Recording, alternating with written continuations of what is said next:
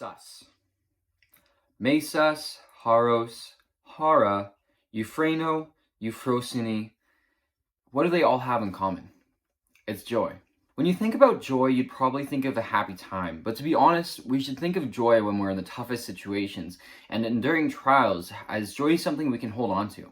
This is episode 1 of a 3-part series looking at joy, hope, peace, and how God's sovereignty works to connect all these things so they can build upon one another, starting in the general epistles and expanding to the broader New Testament.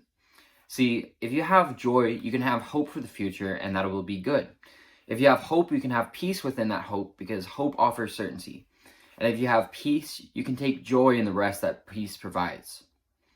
Well, let's focus on joy. In English, it's really difficult to define joy, especially in the Christian faith. Secular thinking of the word is that it's an emotion, but it's not. Joy is so much deeper than just a fickle feeling like happiness. See, happiness comes and goes. It fluctuates and disappears when things happen. But joy lasts. When trials come, we can be full of joy, even when disaster strikes. Joy keeps us going. But how? Firstly, joy has 2 main components: joy of the Lord and joy within fellowship. When we look at the Gospel of John and his epistles, he gives us hints to a completion of joy. The Gospel of John prescribes 2 ways to have this completeness of joy. First, in John 15, keep his commands and his joy will be in you and your joy will be complete. Now, what is Jesus' command? It's love. Love the Lord your God and love one another as Jesus loves us.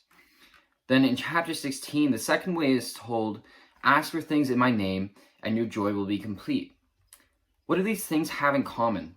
It's the establishment and proof of a relationship between you and God. We'll come back to this relationship piece in a minute. Now, looking at John's letters, we see a similar phrase appear to make our joy complete. In the 2 instances that this comes up, it's always said in par with John wanting to share the gospel with the addressee. Another important thing to note is that it also makes his joy complete. Now, what does this mean altogether? In John's gospel, Jesus tells us how our joy is complete in the Father, which is to have a relationship with him. Then in his letter, he tells us how our joy is complete with others, which is to share this gift that God gave us with them. What is the gift, though? Well, that gift is joy. Well, then what is joy? Well, joy is the unique experience that those who believe in God get to have. It's the love, the fulfillment in our lives that God gives freely to all who believe. We find it in our relationship with God, but also in the reflection of God in other people. That's why in order to have complete joy, we must be wrapped in the love of God and the love of others, and share God's love to others so we can all experience complete joy.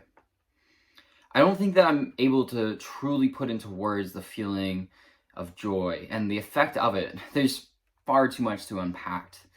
That being said, I can give an example of my life where I felt joy so you can get a glimpse of what it actually is. A while back, I had an awful week, tragedy after tragedy. My parents' house had caught on fire. I witnessed 2 overdoses, and a family friend who was 16 died in a car accident. All these things happened in the span of 2 days, and on the Wednesday, I finally broke down and started to cry, but in that breakdown, there was a sense of being held and comforted and loved, even though no one else was around. And in that feeling, I was able to experience true joy.